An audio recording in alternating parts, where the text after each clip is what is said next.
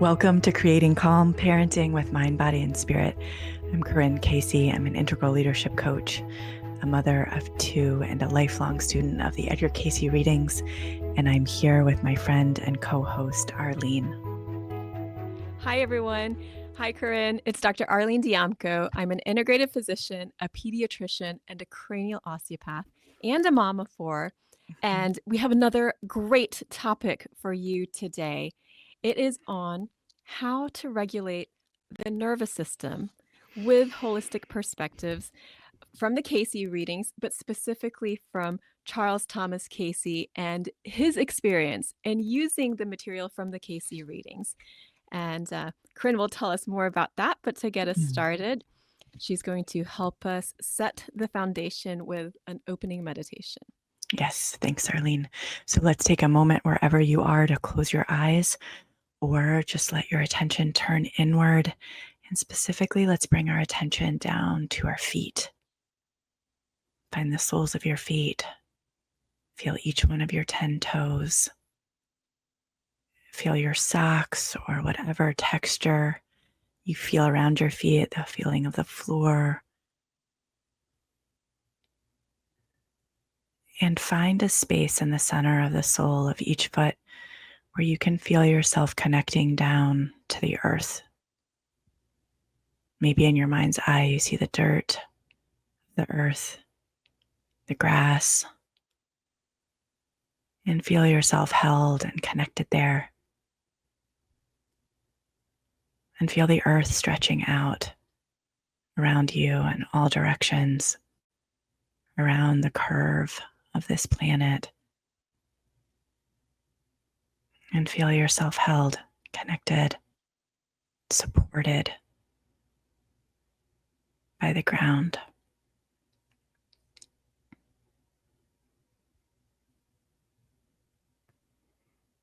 All right, thank you so much.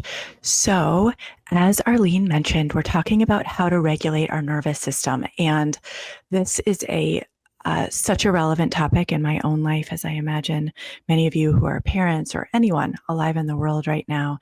And we're going to be talking about this from the perspective not of nervous, physical exercises that we've talked about before of how to do cross-lateral balancing, but kind of this wider view, specifically what's offered from my father, Dr. Charles Thomas Cayce, based on a talk that he gave in 1978 at the Medical Symposium in Phoenix, Arizona, where he was talking about the physical basis for mental illness from the perspective of the Edgar Cayce readings. And Arlene and I were just kind of blown away by the relevancy of what he was offering and what we kind of know now from science and medicine around how relevant this is to, and then Arlene and I kind of translating it into a daily lifestyle ideas that families, couples, individuals can use to kind of stay connected to their whole selves and move the trauma that we encounter every day, normal, small, living traumas that we encounter, how we can help them move through us all the time. I'm talking to parents in my practice or in my community, or how do we help our kids stay, so much of this is mental. How do we help them stay balanced and regulated? How do we help ourselves do that? So we're going to be unpacking some of the work that my father did around this, which is obviously just super joyful for me in general to kind of help this material to continue to live and expand. So I wanted to read straight from the writing that he did on this to help us set the stage and kind of encounter our own attitude and perspective that we want to hold as we start talking about this material. So my father wrote, so these are the two main points he wants to bring forward. One is the focus in this material and the focus throughout the Edgar Cayce readings of the constant interaction between us and those with whom we come in contact. If we are serious about this business of telepathy and energy fields and so forth, then we must conclude there is at least regular, if not constant, interaction between us and those readings, that this communication, this interaction at levels other than those related to the sense receptors, the 5 major senses, between healers and the recipients of healing, when we are specifically focused on that process, whether it is in chiropractic or counseling or any of the other specific healing professions, when we are specifically focused in this way, that communication, that interaction at the nonverbal level is enhanced, is speeded up or intensified. It's not just what we are doing with our hands, what we are saying with our mouth. And please keep this in mind as we go through this material. And second, and major perspective to keep in mind, is the major concept in the Edgar Cayce readings concerning wholeness, concerning the potential for all of us in the healing professions to work not only in one dimension, whether that be physical or mental, if we are talking about counseling, or spiritual, but constantly we should be trying to work with all 3 dimensions of our patients, of our clients, the physical, mental, and spiritual, whether that includes meditation while we are doing the adjustment or giving the treatment, or how we might integrate those 3. There is the major focus in the readings of the constant interrelationship of those 3 dimensions when imbalance occurs. Thus, we need to work with all 3 of these if we are working with healing. And this is just as relevant for us as parents, as partners, as friends, as family members, not just as practitioners in working with healing, but when we're holding the perspective of how can we foster balance, healing, attunement, wellness, holding these 2 perspectives in mind. Yes, Arlene? Absolutely. And I was impressed by how your dad took these readings and put them into practice in a practical way. Mm-hmm. And he describes himself initially being somewhat skeptical. So he wanted to have some more objective information of how the readings were being used. And so one was exploring pre-sleep suggestions. And I love this example of his kind of simple study of seeing, like, does it really matter that it's a pre-sleep suggestion? So he took 4 groups of children when he was working at this residential child developmental center in Memphis, Tennessee. There are 4 groups of children. One where he used pre-sleep suggestions, so that period right before sleep, saying intentions and mantras and things that could be helpful for them. And then another, they did the same sorts of suggestions, but they did it at 2 a.m. in the middle of the night when the kids are already asleep. And then the third group, they did the same thing, but the different time during the day when they were wide awake. And then the last group, they didn't do the suggestions at all. And he said that the difference in the pre-sleep suggestion group was so vastly, just so incredible that to him it just imprinted the reality, the practicality of the information in the readings and how useful they could be. And I think that's just a brilliant way to take something that's suggested in the readings and then put it into practice and then see for yourself. And I tell people to set up their own mini experiments so that they can get their own data for their minds to understand. And him being able to witness that firsthand is remarkable. Yeah, absolutely. And so we can make this, what we're going to talk about today, you can make it an experiment within your own life and with your own family of kind of seeing, if I begin to work more intentionally. So that was the first thing that my dad was encouraging us to do, is to recognize the power of what's happening at an energetic level as we set in attention, as we begin to talk about things and work with things, to acknowledge that the attitude that we're holding, the intensity, the commitment that we bring to something is relevant and important, and see what happens. Like, how do you feel? How do your children feel? How do your loved ones feel and act and change as we sort of commit to practicing and seeing if these things work. Pre-sleep suggestion being one. I think the other thing that we're about to get into more detail on, another thing that he mentioned as being really impactful for him was noticing the direct correlation between severe mental conditions like schizophrenia and paranoia, extreme cases where loved ones had come to Edgar Cayce asking for a reading to help them. And he had identified specific events in their life where there had been a fall or a collision, a physical impact that happened to their body that an osteopathic treatments could rectify, could cure, that would then impact the schizophrenia or the severe mental illness. So that correlation between the flow of energy, which we've talked about on this podcast regularly, of stuck places that happen at a skeletal or muscular and biological, impacting our minds and what that means. So and how much that impacted him, of like, wow, the connection between the physical and the mental is so profound in that way, and our ability to heal in both ways, to heal mental, emotional traumas that we encounter in our feeling at a nervous system level with physical manipulations and changes, allowing energy to change, and also the power of our attitude to impact our physical health and well-being, and just like how permeable that boundary is between the mind and body. Yeah, Cayce worked closely with the osteopathic physicians at Still Hildreth Sanatorium in Missouri, and they implemented suggestions from Cayce, and at that point there was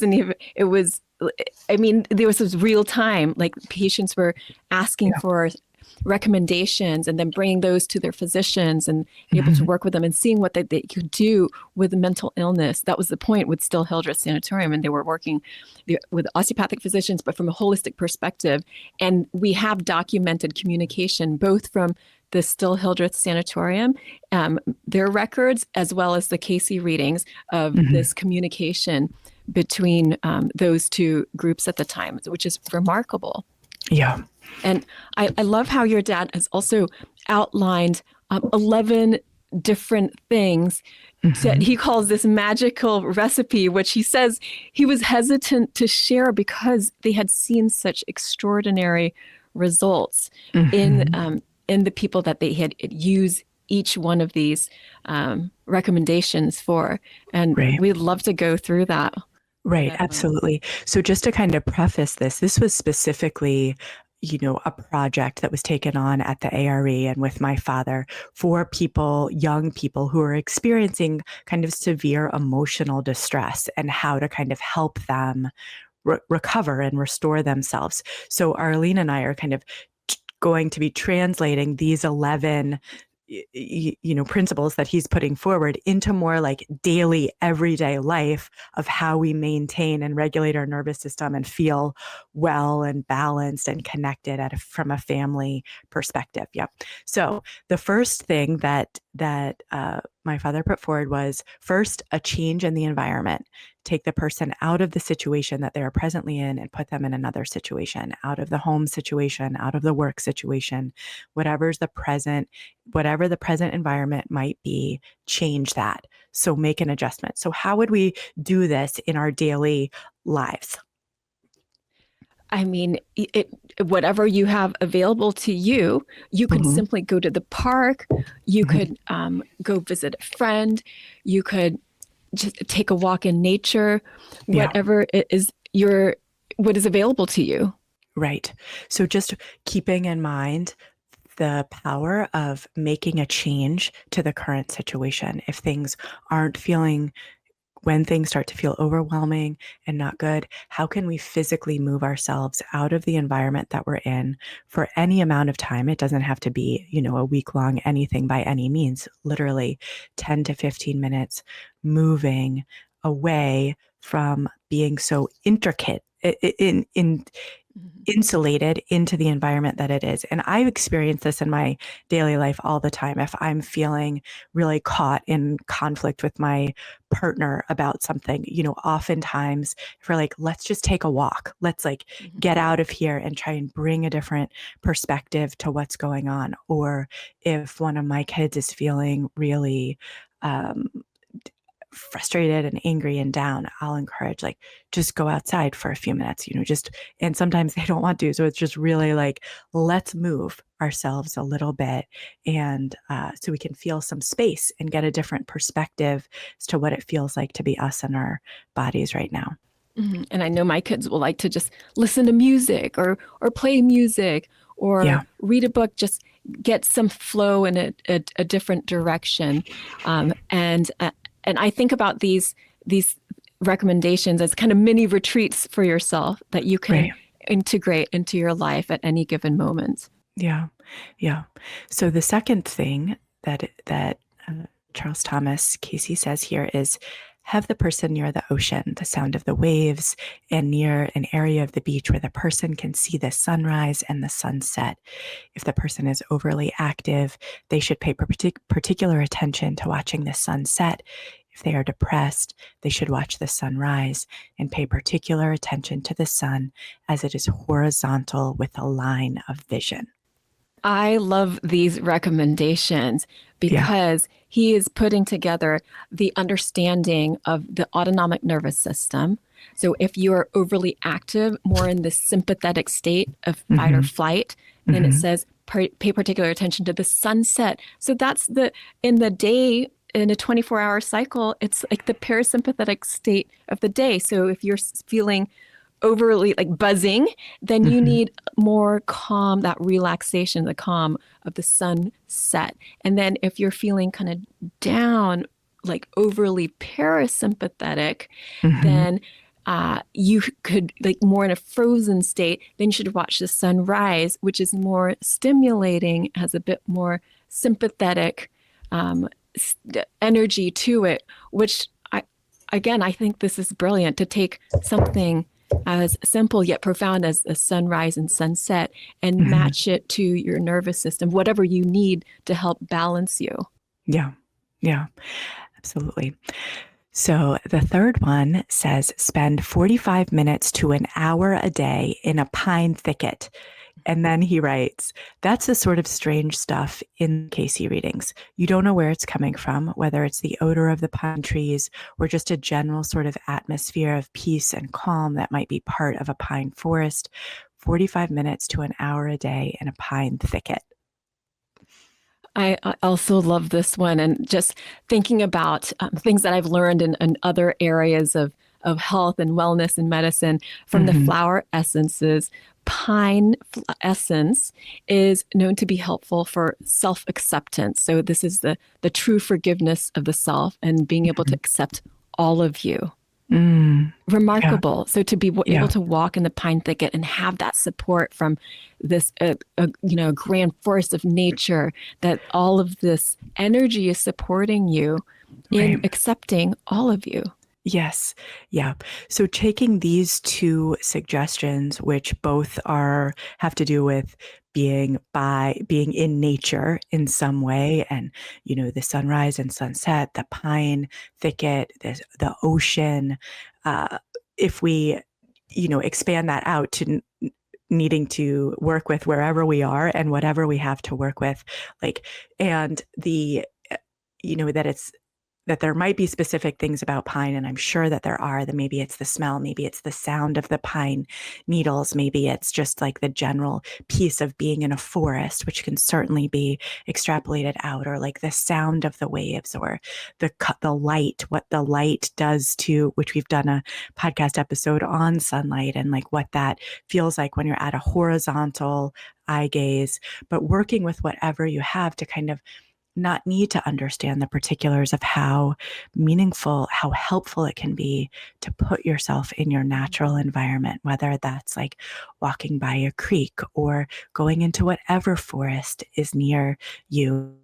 or single tree that may be in your yard, or looking at the sky at whatever time of day you are outside, but just kind of noticing the clouds or the way that the light is, and giving yourself a little bit of time. If 45 minutes is too much to imagine to do in a daily way, making it into a practice where it's going to be 5 minutes or 15 minutes, where you're just letting yourself be outside, surrounded by whatever your natural environment is, without another agenda other than being in your senses in that time, noticing what you hear, what you smell, what what it feels like on your skin to be out there, and letting yourself Absolutely. take that in. Yeah. And there was a mention of not, getting your bare feet on the ground with the dew on it, whether the Yeah. morning or evening dew, something about that water, also another element connecting you. And I'm landlocked, so I don't have the ocean right near me, Yeah. but I've been doing some sound healing, and the sound of the ocean I find is very restorative for me. Mm-hmm. So getting it however you can. If you Mm-hmm. don't have the ocean, maybe playing ocean music or listening to sounds of the ocean, even like seeing pictures and getting out into whatever nature is around you, but getting Mm-hmm. that water element somehow. So I think that dew on the ground. Yeah. Yeah, Yeah. absolutely. So the fourth one is have a companion who is within 7 years of this person's age. If that person is 14, the companion would be no older than 21. They must be within a 7-year cycle of the person for whom we're giving care. Such a companion must make this commitment for a month, at least on a 24-hour basis. Some specific suggestions about the companion: they need to be one who is familiar with healing prayer and has worked with that some, and is familiar with this business of setting ideals and has worked with that to some extent. And then the companion prays for the person every day. In one specific reading, noon was suggested. In several readings, it was suggested getting other people to pray for this person having difficulty to pray at the same time, and that would be helpful. So the companion would pray for the person they are working with or caring for at noon each day. So we've just been talking about prayer more, and how there's lots of great ways to make this accessible for our family in a family way. Yeah. Mm-hmm. Absolutely. You could do this with a friend, with a family, as a couple, and Mm-hmm. to make that intention that you'll make it a regular part of your lives. And I love, Yeah. like, even it's great if you're together, but even setting a time, you could have a little chime on your phone and know, this is a time where we think about each other and pray for each other. And I think that Mm-hmm. would be a beautiful Mm-hmm. ritual to do. Mm-hmm. Absolutely. And if you have, more than one child, they're most likely within that 7-year cycle of each other in some way. And often with our partners, we're in that 7-year cycle. So kind of recognizing like that, closeness of age, like, and, a lot of this we've talked about in different ways on the podcast, just kind of bringing it all together, like using that time before a meal, if you're having a meal together, uh, to think about each other, like saying it out loud, like, now we're going to surround each other with love and wellness, and say this person's specific name, and just do it. I know often I have teenagers in my house, and I know you do too, Arlene, and sometimes there's resistance to this, or like eye rolling or whatever. And I think as parents, we can just kind of like boldly go forward, like this is how our family acts. This is what we're doing. And when, or in the car when we're driving them somewhere, just like saying, let's just like send good thoughts to each other for a minute. And there doesn't have to be a lot of lecturing or explanation around it, and certainly working with a partner to like find a time that you want to do this with each other, or just, and how good it feels. Just Mhm. really feels good to send good Mhm. energy toward each other, and care and wellness. And the power of prayer cannot be underestimated in terms of how it's discussed in the Edgar Cayce readings, in terms of its ability to change or shift something. And then and my father also names in here like the importance of kind of having some familiarity with what prayer means or how to work with prayer, and also how to set ideals. So someone who's kind of working on themselves and aware within themselves of how they want to be living and why they're living the way that they are, that are kind of intentionally engaging with life in that way, the more powerful, as you kind of said at the beginning, like we're in this heightened interaction with each other anyway, energetically, and kind of being on the same wavelength in that way allows energy to flow more easily between each other. Yeah. Mm-hmm. And the sixth one is the use of the radioactive appliance, the chloride of gold and so forth. There's specific information, the readings on how it would be used. We have done episodes on the radiac, and to put it, just to talk about it briefly, it helps to integrate your energy somehow, like your etheric body, and to get the right and left sides of the body more harmonious, right and left sides of the brain, so that everything is working in sync. Mm-hmm. Mm-hmm. It has that kind of nice flow to it. It works with your own body's energy and redistributes it. So there's areas of congestion, too much energy, and areas of lack or deficiency, not enough. It redistributes it so that the energy is more harmonious throughout your whole etheric body being. So ideally working with a radiac, like committing to working with it if you have one, or perhaps getting one if you're interested in it. And I imagine, Arlene, that we could also just do some simple like cross-lateral exercises, some of these balancing, like putting your arms across your chest and tapping, giving yourself a hug, like, all that we can pull up an episode on all of these different types of activities, but that kind of balancing of the nervous system in that kind of physical way, redistribution of energy in a subtle way, like moving the eyes across the midline and kind of helping yourself ground and connect in that way. Yoga poses that involve twists and totally qigong exercises. So you can think about the concept of the radiac, and then if you don't have a radiac, and you can use that idea in other ways. Totally. Yes. So the next one is to be working with your dreams and listening to each other's dreams. And this doesn't mean analyzing them. This might there's just something that's really helpful that we know how to do by just saying our dreams out loud. And I was lucky enough to have this happen in the car this morning, where my daughter said, I had a dream last night about such and such and so and so. I know we don't have a tolerance for getting into deep analyzing of any of that. And then my son was like, yeah, I had a dream too, and it was about this. And then I was like, oh yeah, well, like what were your feelings in the dreams? And that was kind of the next thing of them just kind of processing for themselves in this beautiful way that our unconscious mind and our soul mind is kind of always offering us deeper ways to be in relationship with processing what we're feeling, what's happening to us, what we're longing for, the direction that we want to be moving in, and just having space to kind of use and touch in with those aspects of our mind without needing to make a big deal about it in terms of trying to analyze, oh, this symbol means this and this is what this means, or anything. And in this same vein is the pre-sleep suggestion work that we can do that Arlene mentioned at the beginning. My father found so powerful in working with young people who had more severe behavioral or emotional disturbances that were going on in their lives. Mm-hmm. Yeah, that's beautiful. The next one, which we have touched on, are the osteopathic or chiropractic adjustments. And it's to be done in different ways in the series if needed. And again, it's just creating that balance within the physical body, because as we mentioned, there might be areas of tension. There might be areas where things are feeling stuck.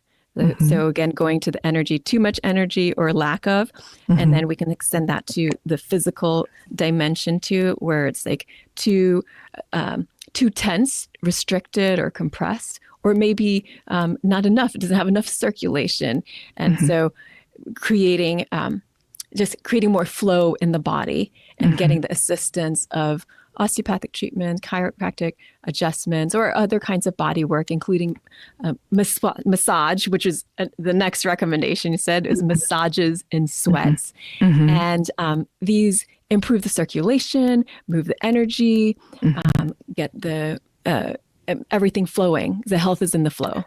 Totally. And so being willing to look at these types of things, osteopathic and chiropractic adjustments, massages, sweats, whatever body work deeply resonates with you, acupuncture or Reiki or anything, as like a wellness, a regular part of your wellness routine for how you're caring for yourself, not when there's an acute disturbance or disruption, but giving yourself the luxury of, and for your children too, as it being a regular part of maintenance and upkeep so that you feel grounded and resilient and have access to our whole selves.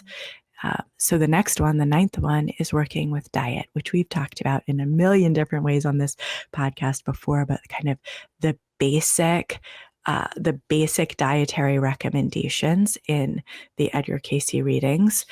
One, drinking 6 to 8 glasses of water was mentioned specifically, low intake of meats, lots of fresh fruits and vegetables. And then this was great. My dad wrote in here, if you're working with people who are having who don't want to eat correctly, who don't want to follow this, what should you do? Natural question. And this is such a great response for all of us.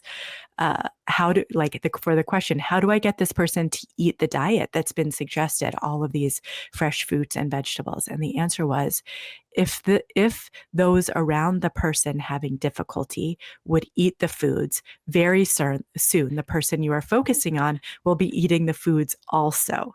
These are the only things that you have in the house, that which is best to eat, and the diet shifts very quickly. So basically it's saying lead by example. If you want to be eating lots of fresh fruits and vegetables, and then if you want your family to be doing that, or who is ever having the trouble who you're caring for, then you do that, and they see that modeled, and it makes it more easily, and kind of make it the only thing that's around. Like, don't have accessible and available a whole bunch of foods that you don't want the people in your life to be eating, and that you don't want to be eating yourself. And then you're going to change your diet really easily. It's a great memory. Yeah.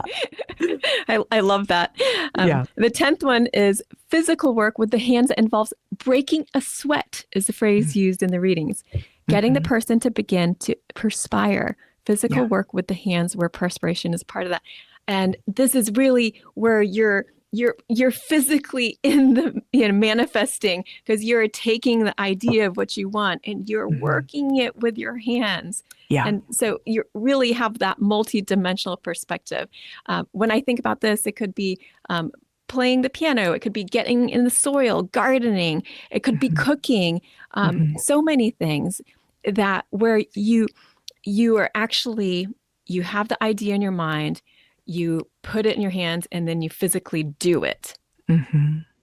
Yeah, absolutely. And so using the hands, I don't know if that, like, the hands necessarily being involved is necessary for this like physical work. Maybe it is. Ideally it is, or just the physical work where you're breaking a sweat, literally, like where you're exercising or moving or encouraging that. We know there's so much science around how good it is to like release those endorphins and move in that way, but just kind of like honoring and acknowledging the importance of physical exercise, or maybe they can be interchangeable, engaging with your hands in ways that move. You're putting something out in the world in that way, and being really connected to the physicality of your body. And then the 11th one is castor oil packs, which we've talked about in so many different ways. Like, I feel like I have fully gone full castor oil in my own life. I get made fun of a ton by my children. Well, let's just put a little castor oil on that, and I'm sure it'll be better in no time. But the more time you spend with the Edgar Cayce readings, the more of a fanatical castor oil, compulsion person you become, I think. Right, Arlene? I'm surely not alone in this. And I'm thinking about it's like October, Halloween time when we're recording this, and I just think about how we've joked about making a castor oil mummy. And that's what will be for Halloween. Totally. A full body wrap. Yeah. So in relationship to what we're talking here, and it can be used for so many other things of tumors and migraines and constipation and all sorts of remedies castor oil packs were encouraged for. But specifically here, what we're talking about is coordinating the sympathetic and the cerebral spinal nervous systems. Yes. And here it mainly means like the autonomics in Yeah. the central nervous system. Yeah. So putting a castor oil pack on your belly as you're falling asleep, if someone in your life won't tolerate the pack, rubbing castor oil on the belly, putting it on the low back, kind of noticing where it feels good, and connecting in your mind and your heart why it is you're doing what you're doing, which is to bring into balance your nervous system, to make it easy for your sympathetic, parasympathetic nervous systems to be in relationship with each other, to be able to process and move through the emotions that you're experiencing every day, and to be in a settled, resourced place. And we wanted to close out with just this an example of a typical healing day. So if you wanted to do your own DIY retreat, this would be a beautiful day. And I was thinking, I was like, this would probably be such a great activity for me to do with my husband. So this is from your dad, Thomas Cayce. As we have stated, you have the person with a companion who is working with the healing prayer and who is working on his ideals. Upon awakening, the companion listens to the person's dreams without any sort of analysis taking place. Then breakfast and the dietary suggestions for breakfast. Physical work after breakfast that involves working with the hands and perspiring. At noon, healing prayer, either the two together or at least the companion praying for the other person. Lunch with dietary suggestions, a rest period afterwards. The Radiac used at that time, and again, listening to dreams if there has been a nap. A walk on the beach and a walk in a pine thicket. The walk on the beach following the walk in a pine thicket and catching the sunset at that time. In the afternoon, the chiropractic or osteopathic adjustments as a part of that regimen on certain days. Then supper and going to bed early. After the person is in bed but before he is asleep, the pre-sleep suggestion would be used. That's the general regimen we tried, and the results have been simply fantastic. Yeah. So you can just even feel in listening to Arlene read that description, the groundedness, the connectedness to body, mind, and spirit, the natural world connection to another person who cares for you, who's right there, the kind of connection to your own body, the simplicity of what it is that's happening there, and the deeper reasons that we've been going into for why we're moving and acting in this way. So I think during this time, as we head into the holidays, as we hold like all that's happening in the world right now and all of the daily small and the big traumas that we're all experiencing, seeing this ideal, this sort of typical day as a framework, as a blueprint, as like the ideal of what you're doing, and leaning into as much of it as you will be restorative to your nervous system, to the balance between your cerebral spinal and your sympathetic nervous system, to help you feel resourced and awake, connected. Yeah. Absolutely. Thank you, Corinne, for this conversation.